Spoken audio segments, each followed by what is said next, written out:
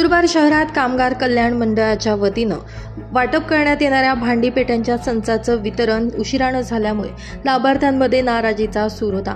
मंगळवारी मध्यरात्रीपासून अनेक लाभार्थ्यांनी रांगा लावल्या होत्या, मात्र सकाळपर्यंतही संचांचं वितरण सुरू झालं नाही।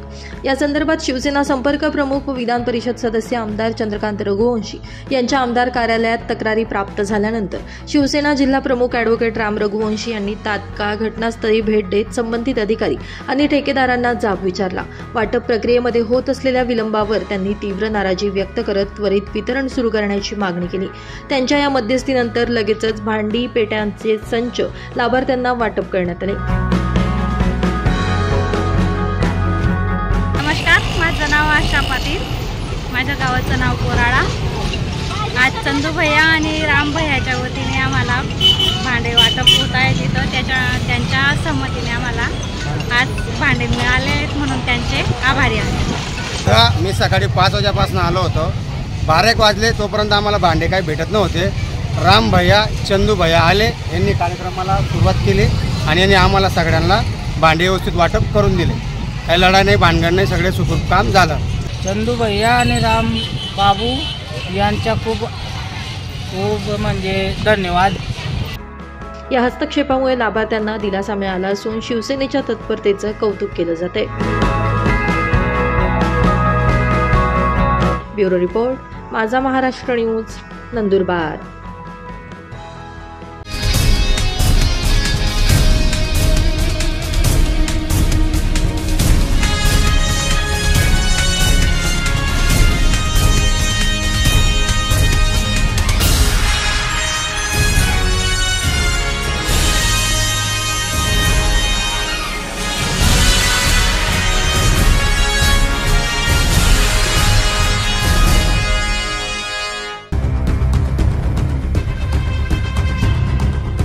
धुळे महापालिका प्रशासनानं वेळोवेळी सूचना देऊनही जाणीवपूर्वक दुर्लक्ष करून विटाभट्टी भागात दोघांनी केलेले निवासी अतिक्रमण गेल्या अनेक वर्षांपासून केलं होतं। आज अखेर पोलीस बंदोबस्तात ते अतिक्रमण जमीनदोस्त करण्यात आले। 2002 पासून हे अनधिकृत अतिक्रमण केलेलं होतं। अतिक्रमण काढतेवेळी प्रचंड प्रमाणात परिसरातील नागरिकांनी गर्दी केली। देवपुरातील विटाभट्टी भागात महापालिकेचा सुंदर माझा दवाखाना आहे। या दवाखान्याला लागून असलेल्या मोकळ्या जागेत पठाण आणि मंगळे नामक व्यक्तींनी अतिक्रमण करण्यास सुरुवात केली। त्यांना महापालिका प्रशासनानं रोखलं होतं, मात्र प्रशासनाच्या सूचनेकडे दुर्लक्ष करून सन 2002 मध्ये त्यांनी घर बांधलं। निवासी अतिक्रमण काढून टाकण्यासंदर्भात त्यांना नोटिसा देण्यात आल्या होत्या। इतकेच नाही तर अतिक्रमण काढून घेण्याच्या सूचना रजिस्टर पोस्टाद्वारे देण्यात आल्या, तरी देखील याकडे दुर्लक्ष करण्यात आलं। यामुळे अखेर आज आयुक्त अमिता दगडे पाटील यांनी तातडीनं अतिक्रमण काढून घेण्याच्या सूचना अतिक्रमण विभागाला केल्या होत्या। देवपूर पोलीस निरीक्षक धनंजय पाटील आणि पथकाची मदत घेऊन आज महापालिकेचं अतिक्रमण निर्मूलन पथक विटाभट्टी भागात पोहोचलं। जेसीबीनं अतिक्रमण काढण्यापूर्वी घरातील संसारोपयोगी साहित्य घराबाहेर संबंधितांकडून काढून घेण्यात आले।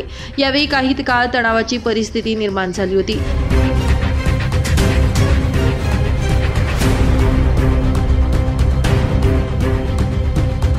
महापालिका पोलीस आणि वितरण कंपनी यांनी संयुक्तपणे मोहीम राबवून अतिक्रमण उद्ध्वस्त केलं असल्याची माहिती प्रसाद जाधव यांच्याकडून देण्यात आली आहे।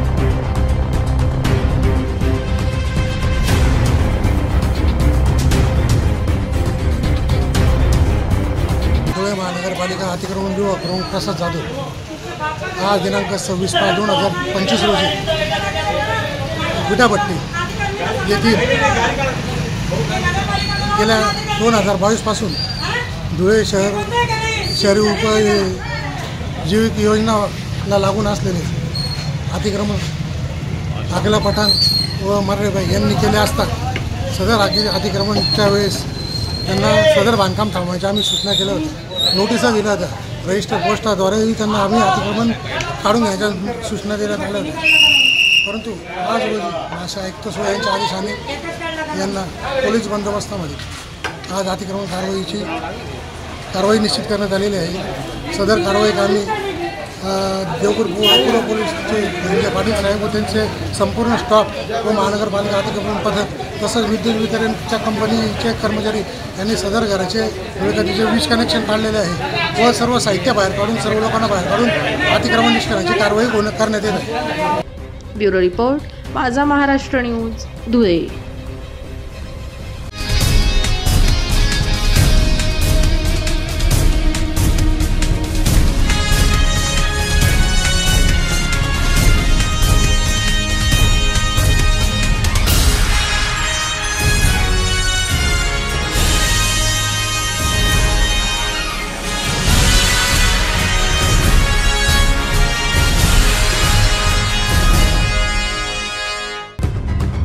शिरपूर तालुक्यातील बोरगाव शिवारात ट्रॅक्टरच्या कुट्टी मशीनमध्ये कडबा टाकताना अडकल्यानं 14 वर्षीय मुलाचा दुर्दैवी मृत्यू झाल्याची घटना 25 मेला दुपारी 2 वाजेच्या सुमारास घडली होती.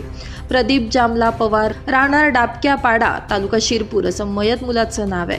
या प्रकरणी रुग्णालयातील वॉर्ड बॉय शिवाजी पाटील यानं खबर दिल्यानं सायंकाळी 7 वाजेच्या सुमारास शहर पोलीस ठाण्यात अकस्मात मृत्यूची नोंद करण्यात आली आहे. मिळालेल्या माहितीनुसार शिरपूर तालुक्यातील डाबक्यापाडा येथील मजुरांसोबत प्रदीप पावरा हा बोरगाव शिवारात एका ट्रॅक्टरच्या सहाय्यानं चालणाऱ्या कुट्टी मशीनवर मका कडबाची कुट्टी करत असताना अचानक ट्रॅक्टरच्या कुट्टी मशीनमध्ये त्याचं डोकं अडकल्यानं त्याला गंभीर दुखापत झाल्यानं त्याचे काका सुनील तिरख्या पावरा यांनी शहरातील उपजिल्हा रुग्णालयात 3:15 वाजेच्या सुमारास त्याला दाखल केलं.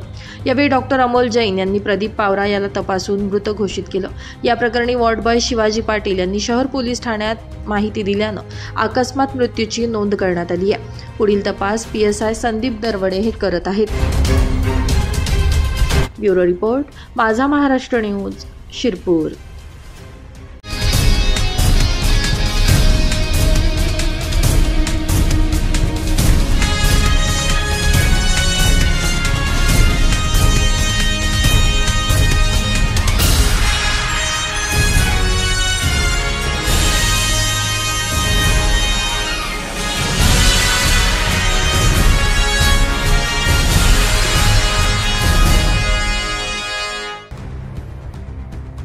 धुळ्यातील गुलमोहर शासकीय विश्रामगृहात सापडलेल्या रोकड प्रकरणानंतर अद्यापही गुन्हा दाखल झालेला नसल्यानं माजी आमदार अनिल गोटे पुन्हा एकदा आक्रमक झाल्याचं बघायला मिळत आहे.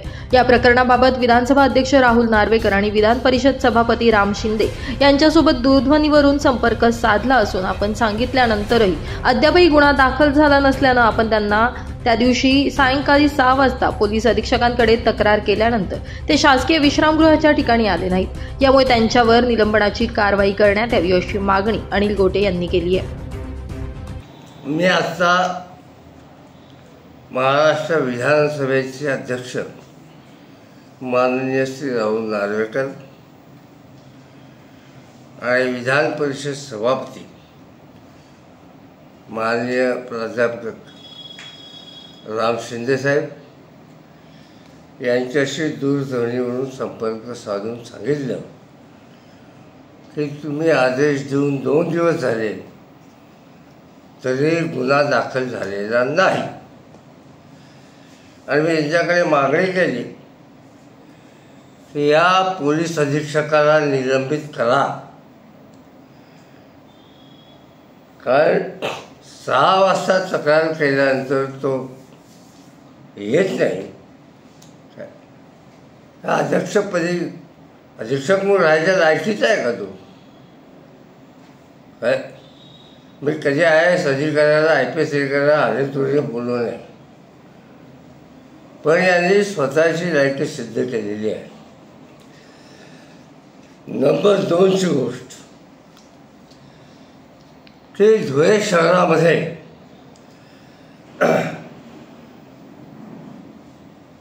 जिल्हा परिषद सभागृह,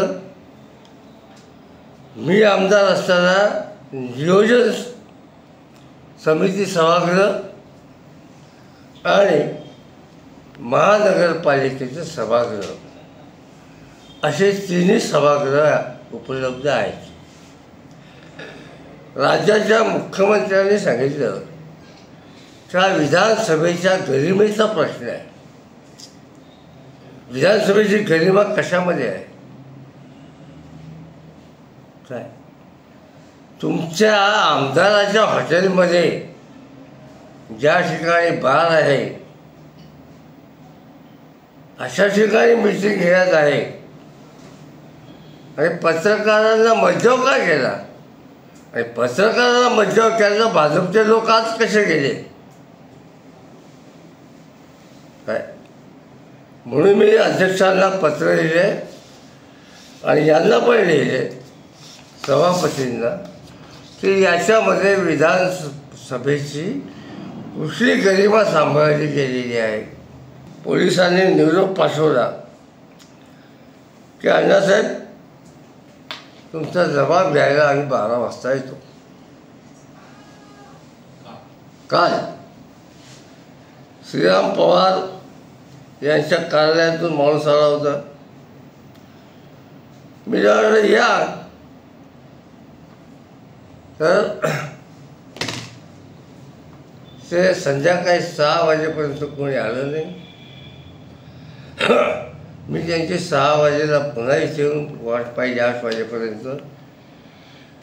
आणि त्यांना मी मेसेज पाठवला आहे की हा मेसेज आहे, वाचून दाखवतो. You suppose to record my statement at 12 o'clock. Now 2:40 hours, but didn't turn to me and didn't simply call me. It's very mannerless behavior by you. Let me know you are coming or not. If yes, when? Thanks. मग मी 7:30ला पाठवला. You didn't acknowledge my SMS. याचा अर्थ आहे की हे प्रकरण पूर्णपणे दाबून टाकायचं असं राज्य शासनाने ठरवलेलं आहे. आज पैसे होते हे पोलिसांना खात्रीपूर्वक माहिती होतं. माझा प्रत्येक शब्द लक्षात घ्या.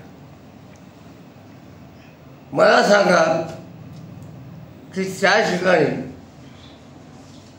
किशोर काळे आले होते, ॲडिशनल SP. हे कल्चर मशीन कसं घेऊन आले हो? त्यांना कोणी सांगितलं की या ठिकाणी किशोर पाटील कुलूप लावून गेले.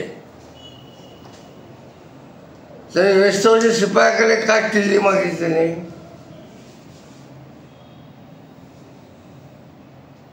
मी प्रत्येक आरोप हा पुराव्यानिशी करीन. मला वाचाळपणा करायची सवय नाही. मी भाजपवाला नाही. तुम्हाला कसं माहिती होतं की तुम्ही इलेक्ट्रिक कटर घेऊन आले? त्यांनी हातोडी आणली असते, छिन्नी आणली असते किंवा इथे आल्यानंतर मागवली असते, मी समजू शकलो असतो. पण याचा अर्थ असा आहे की याची कल्पना राज्याचे, भाजपचे, शिंदे सेनेचे आणि पवारांचे या सगळ्यांना हे माहिती होतं. आणि माहिती जर नसतं तर मुख्यमंत्र्यांनी त्या समितीचे सदस्य उद्घाटन करताना असं का सांगितलं की असे आरोप होतात तुमच्यावर, तुम्ही सावध राहा? काय आता माझी सगळ्यांना विनंती आहे काय की हे प्रकरण जपता कामाने आम्ही तर जमू देणारच नाही. वेळ प्रसंगी आम्ही मुंबई उच्च न्यायालयाच्या दरबार सोडू. पण माझ्या आता 2 मागण्या आहेत. पहिले एकच मागणी होती, त्याच्यामध्ये आलेल्या सगळ्या आमदारांना आरोपी करा. लाभार्थी कोण आहेत ते. दुसरी आता माझी मागणी आहे, त्या ठिकाणी ज्या ज्या पोलीस अधिकाऱ्यांना फोन केले आणि जे पोलीस अधिकारी चौकशीचं नाटक करतायत, नाटक का चौकशीला तमाशा करतायत, या सगळ्यांना निलंबित केलंच पाहिजे. राज्याचे मुख्यमंत्री शंकरराव चव्हाण साहेब असताना. ब्युरो रिपोर्ट, माझा महाराष्ट्र न्यूज, धुळे.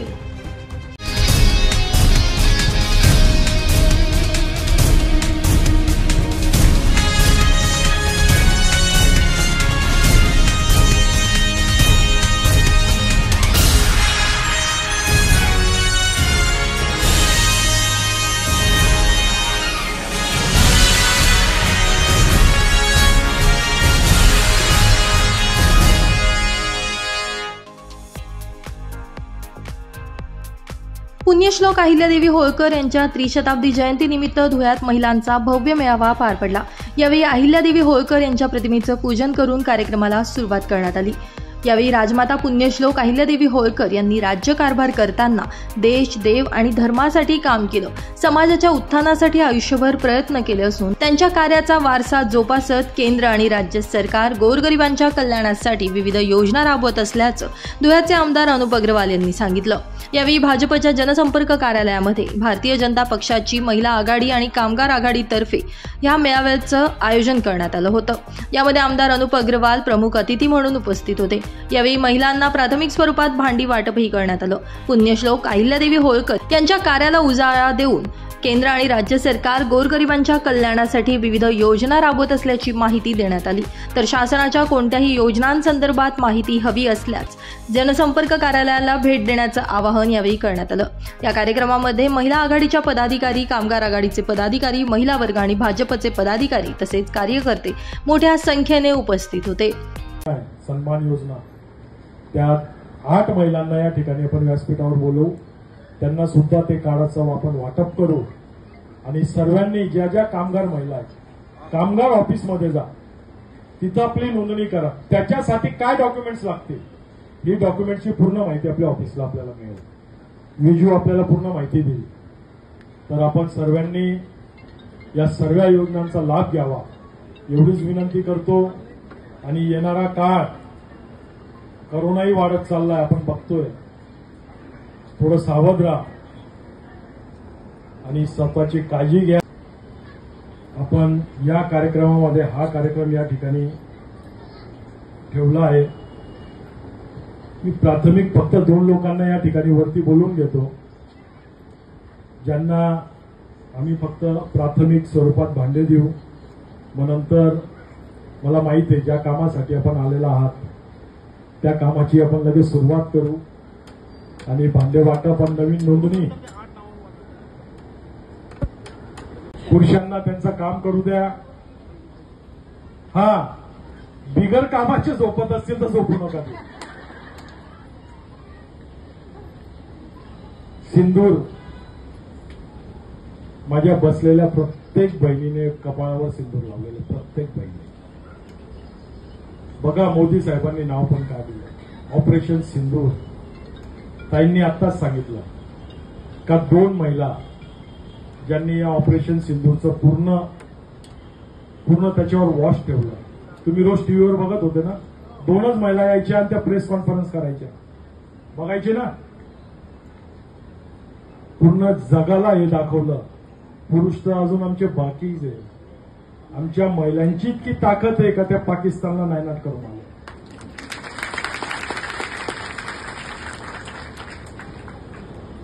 ज्यांचं सिंदूर उजळलं ते सुद्धा आपल्या बहिणी आहेत, जे मारले गेले ते सुद्धा आपले भाऊ आहेत। इतक्या लवकर विसरू नका।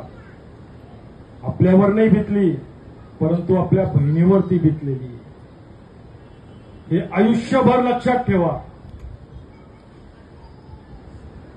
3 दिवसापूर्वी कॉटन मार्केटमध्ये रात्री 3 वाजेपर्यंत थांबून 150 गायी वाचवल्या मी, 150 गायी। परवाच मिल परिसरामध्ये यूपी आणि मुंबईहून 17, 18 वर्षाच्या मुली आलेल्या होत्या आणि त्या मुली ख्रिश्चन धर्माचा प्रसार करत होत्या। आणि कोण तर सर्व आपल्या मराठी मुली ख्रिश्चन धर्माचा प्रसार करत होते। आणि वय काय तर 17, 18, 19 वर्ष। आणि काय करत होते, बायबल वाटत होते आणि सांगत होते का तुम्ही हे वाचा, तुमचे सर्व आजार संपून जातील। मग मी विचारलं त्यांना का ताई, म्हटलं मला डायबिटीज आहे, मी याच्यातलं काय वाचू सांगा बरं, माझी डायबिटीज चालली जाईल। तर म्हणे असं होतं का, म्हणे जोपर्यंत जाती वाचतच राहा। मग त्यांना पोलिसांच्या हवाले केलं। मग मी पोलीस स्टेशनला गेलो तर त्याच्यातली एक मुलगी म्हणते का तुम्हाला डायबिटीज आहे ना, म्हटलं हो। तर म्हणे हे रोज हे पुस्तक आपल्या छातीवर घेऊन झोपून घ्या, तुमची डायबिटीस बरी होईल. मग डॉक्टर काय झक मारतायत? या देशात 60% ख्रिश्चन देश आहेत या जगात. अमेरिका असेल, आज आपल्याला सर्वांना माहिती आहे भारतानंतर जर सर्वात चांगला इलाज कुठं होत असेल तर ते अमेरिकेत होतं. मग ते बायबलच घेऊन झोपाना, त्या डॉक्टरांना हाकला ते अमेरिकेमधनं. तर अशा मेंटॅलिटी खराब करणारे लोक या शहरात फिरत आहेत. आपल्याला या सर्व गोष्टी लक्षात ठेवून आपल्या आजूबाजूला काय चाललंय याचाही आपण विचार केला पाहिजे. आणि जर आपल्याकडनं काही होत नाही, जर त्यांना थांबवलं जात नसेल, तर हा तुमचा भाऊ तुमच्यासाठी कायम इथं तत्पर आहे. मी राहिलो इथं निरोप द्या. ब्युरो रिपोर्ट, माझा महाराष्ट्र न्यूज, धुळे.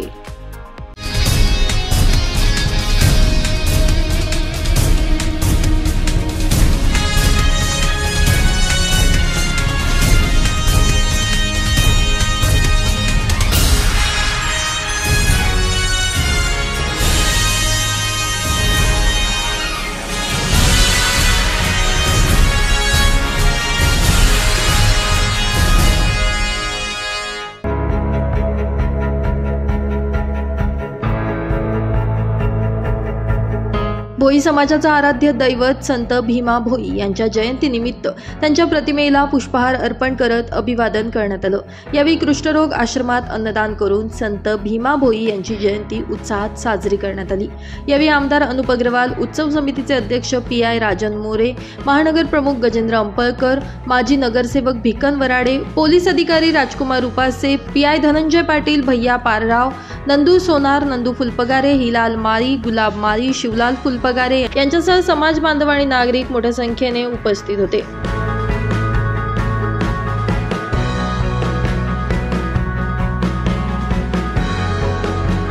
भोई समाजाचे आराध्य दैवत परमपूज्य संत श्री भीमा भोई यांच्या जयंतीनिमित्त कार्यक्रम आयोजित करण्यात आला होता. त्याचप्रमाणे सकाळी संपूर्ण भोई समाजाच्या वतीने व शाळेला चारा वाटप, त्याच्यानंतर कुष्ठरोगी रुग्णांना अन्नदान वाटपाचे कार्यक्रम, तसेच भोई सोसायटीमधील रहिवासी संघाच्या वतीने रक्तदान शिबिर असे विविध प्रकारचे कार्यक्रम करण्यात आले. आणि आत्ता मूर्तीपूजन कार्यक्रम ठेवण्यात आला होता. सदर मूर्तीपूजन कार्यक्रमाकरिता धुळ्यात शहराचे लोकप्रिय आमदार भैयासाहेब अनुपजी अग्रवाल यांनी सुद्धा वेळात काढून आपली उपस्थिती दर्शवली.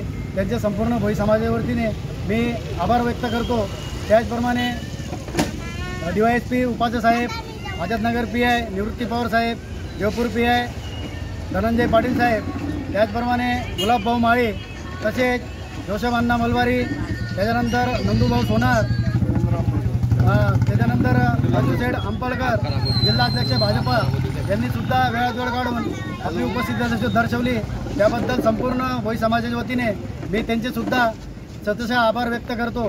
आणि आजचा जयंतीचा कार्यक्रम हा अतिशय उत्साहात संपन्न झाला आणि संपला असे जाहीर करतो. जय हिंद, जय महाराष्ट्र. ब्युरो रिपोर्ट, माझा महाराष्ट्र न्यूज, धुळे.